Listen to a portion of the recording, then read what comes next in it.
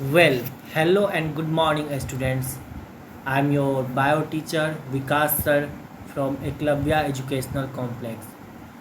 My dear students, right now the situation is very critical, and during this pandemic situation, you have to strictly follow this COVID appropriate behavior. And I also hope that you all are fine at your home and enjoying this beautiful online learning session. My dear students, in previous topic, in previous video lecture, we have studied about the simple type of tissue. In that, we have also studied about the definition of tissue, that is a group of similar or dissimilar cells having a specific function. And this group of cell, that means tissue, is divided into two parts: plant tissue as well as animal tissue. So the plant tissue is responsible for the formation of a structure of plant, as well as animal tissue is responsible for the formation of animal structure. And after that we have studied about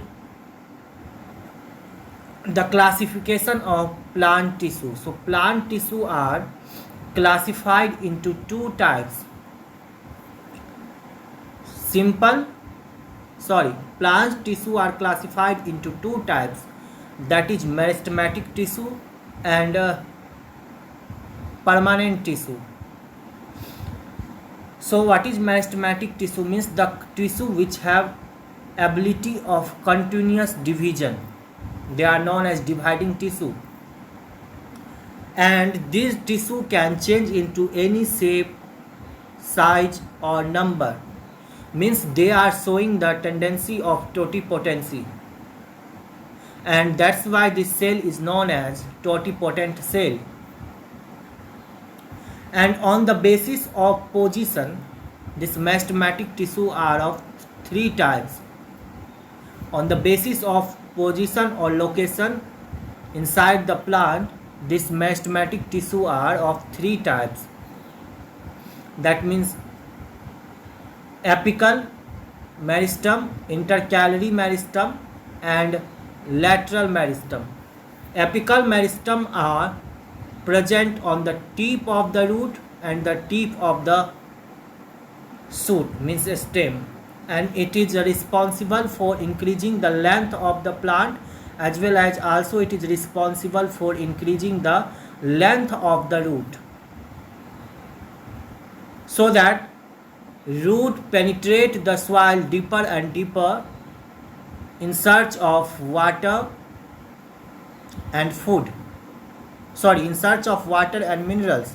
And if the root penetrate the soil deeper and deeper, so it holds the soil, or it holds the soil tightly, it anchors the soil tightly and enable the plant to stand upright. So this is all about the apical meristem.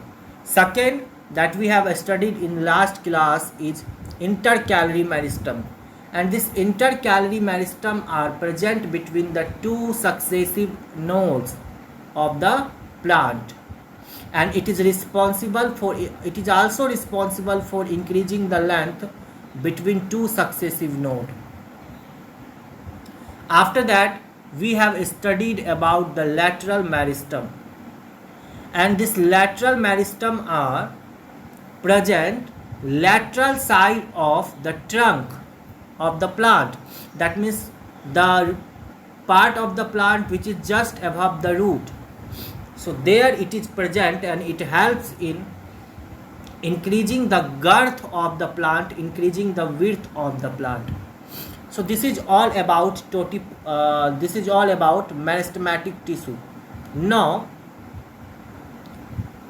second thing that we are going to study is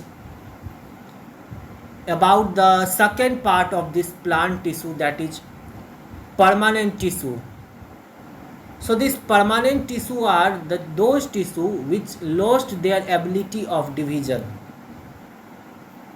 Once they can be changed into permanent shape and size, so it cannot be converted back into dividing tissue or active tissue.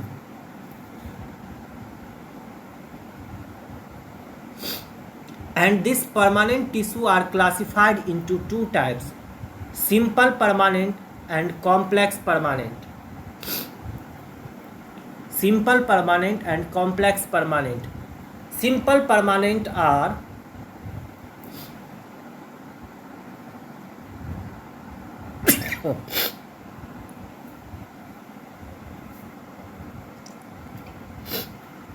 simple permanent are made up of simple type of cell or only one type of cell. And the simple permanent tissue are again classified into parenchyma, sclerenchyma and collenchyma. Parenchyma, sclerenchyma and collenchyma. So these are the three divisions of simple permanent tissue. Now if we are talking about complex permanent tissue, means complex permanent tissue are made up of different types of cell, and they are broadly classified into two types, that is xylem and phloem. And all together collectively this xylem and phloem is known as vascular tissue or conducting tissue or transporting tissue, which helps in the transportation of food and water inside the plant. Now one by one we are going to study in detail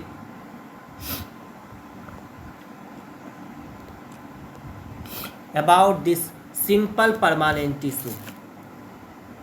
So first we are going to study about parenchyma. So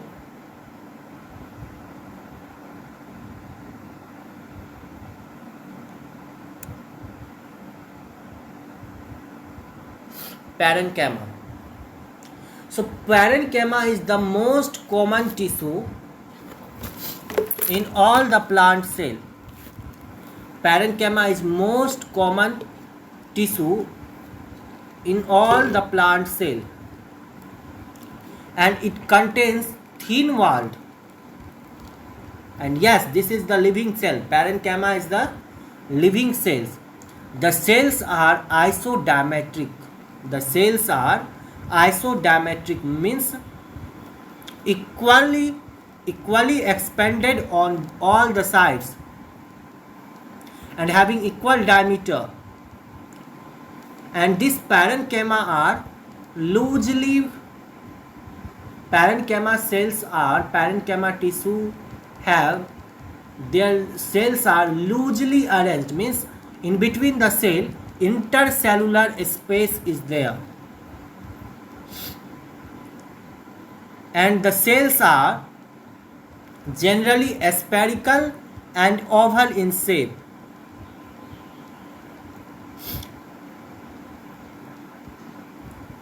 And the cell wall of parenchyma is made up of cellulose, and this cellulose is a type of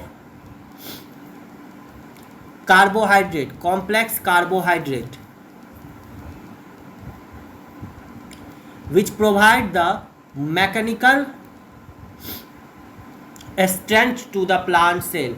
Normally the cell wall of plant is made up of cellulose, and parenchyma is also a type of plant cell or plant tissue.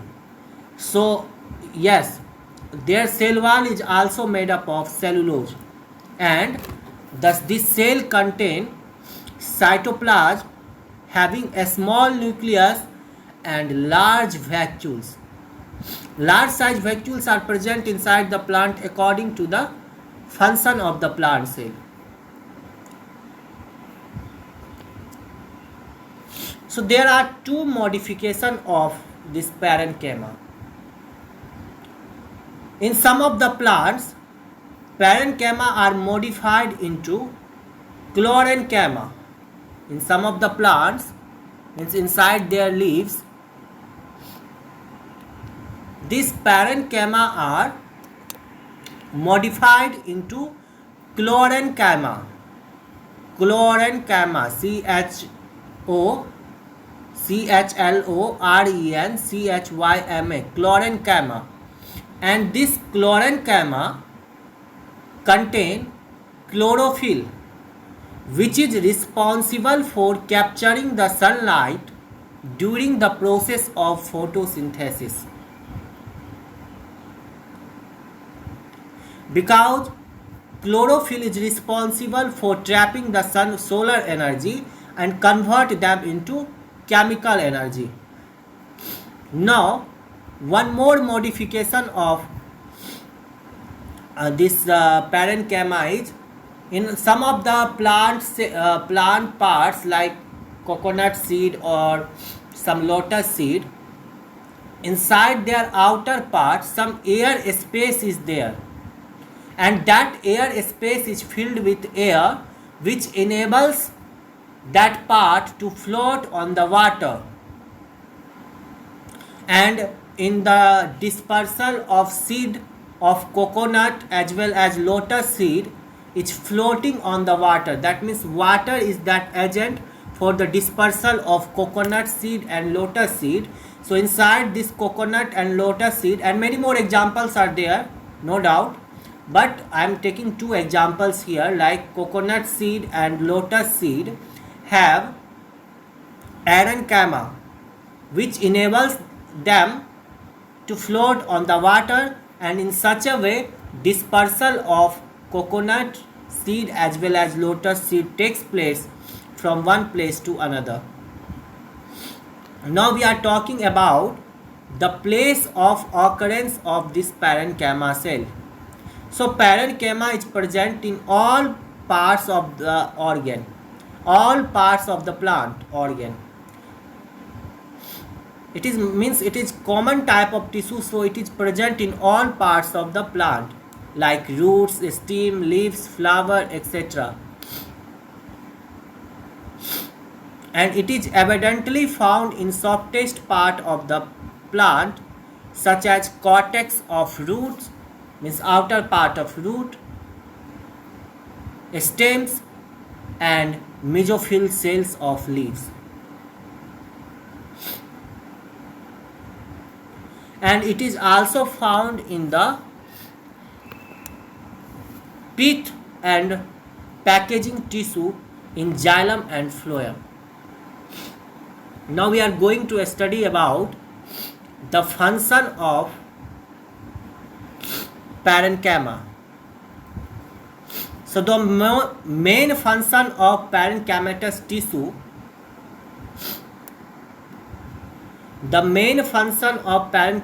tissue, is a storage of food.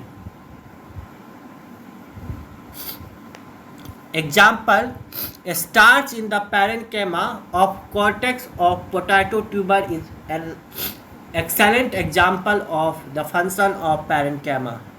In fleshy stems and leaves, parenchyma cells serves as water storage tissue.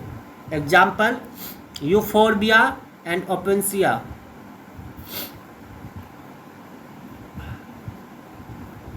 Parenchyma forms the framework of all the plant organ and tissue like cortex, pith, mesophyll of leaf and floral parts, obviously. And this parenchyma serve as packaging tissue to fill the space between other tissue.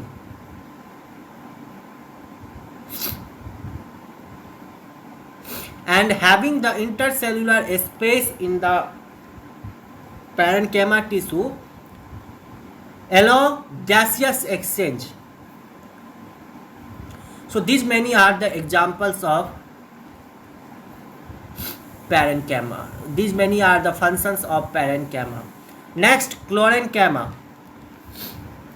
Chlorenchyma tissue is made up of oval or polygonal in shape, and it is also a living cell, and the cells are relatively larger than its width. The cell wall at the corner of this sclerenchyma cell tissue is thickened due to the deposition of cellulose and pectin, and this makes the cell wall rigid because intercellular space are filled with cellulose and pectin, means the cells are tightly held together, so there is no any space. That's why sclerenchyma show more rigidity than parenchyma, and the sclerenchyma tissue is made up of oval or polygonal in shape, and it is a living cell, of course, no doubt. Place of occurrence: sclerenchyma is usually found in 3 to 4 layers beneath the epidermis in stem, petioles, and leaves of herbaceous dicot plant. It is usually absent in monocot stem, root, and leaves. Now we are going to study about the function of sclerenchyma. So this sclerenchyma provides mechanical support, protection, and elasticity to the plant organs. This is the first function of sclerenchyma. And due to its peripheral position in stem, it helps leaf in bending and pulling action of wind. Means it makes the plant flexible so that it can tolerate the high wind also. Chloroplast containing sclerenchyma cells are responsible for photosynthesis, as I earlier told you, and manufacturing sugar and starch, because in photosynthesis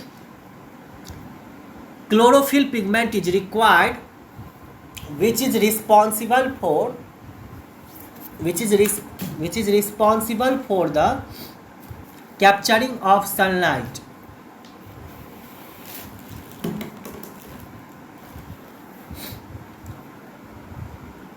So these many are the functions of sclerenchyma. Next, sclerenchyma we are going to study. So the cells of sclerenchymatous tissue are thick-walled due to deposition of lignin along the cell wall, and such cells walls are known as lignified because lignin are totally deposited in the cell wall. That's why cell wall are thick. On maturity, the sclerenchyma die and have no any protoplasmic contents inside them, means they are the dead tissue, and they are broadly classified into two types: fibers and sclerites. So fibers, the fiber cells of sclerenchyma are elongated, narrow, tapering, means pointed end at both ends with lignified cell wall. The cell appears polygonal in transverse section. Central cavity of the cell is greatly reduced, means lumen is greatly reduced due to the formation of secondary thickening. Place of occurring: they are found in the cortex and vascular tissue of plants, vascular tissue of roots, stems, and leaves. These are the part of the plants in which this fiber cells are present in both the vascular cell, in both the vascular tissue like xylem and phloem.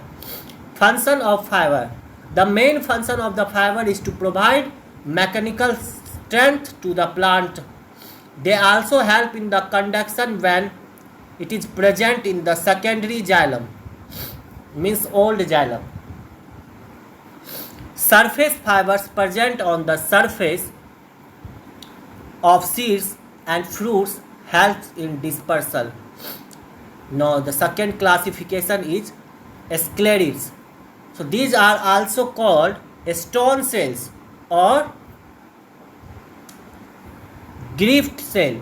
a stone cell or grit cell because the cells are highly lignified and become dead on maturity. Due to the lignin deposition, the cell contents are very much reduced and the cells are short and almost as long as broad. And the place of occurrence of these sclerites are very common in hard seed coats, hard wall of nuts, in wood, and in the pulp of guava and pear. They form an important part of the bark of tree. And what is the function of sclerites means? It also provides mechanical strength and rigidity to the plant. It also provides grittiness to the pulp of fruit, hardness of the pulp of fruit, and it provides strength to seed coverings. So these are all about the simple type of permanent tissue. Now one more topic is being left, that is complex permanent tissue. So in next video class we are dealing with that topic. I am dealing that topic. So before concluding my class, I just hope that you all are getting the things whatever I teach you in this video classes, and some of the assignments, some of the questions I am going to give you in the form of your assignment and you have to solve it. The first question is, write the difference between simple permanent tissue and complex permanent tissue. Second question, explain the structure of parenchyma, collenchyma and sclerenchyma along with their diagram. Third question, explain the place of occurrence of parenchyma, collenchyma and sclerenchyma. And the fourth one is, write the function of parenchyma, collenchyma and sclerenchyma. So these are your segment questions. You have to solve it as your homework. And today this much only, and in next video class we are going to meet once again. So up to that, you just take care of yourself and your family member, and yes, strictly follow this COVID appropriate behavior. Thank you my dear students. Just take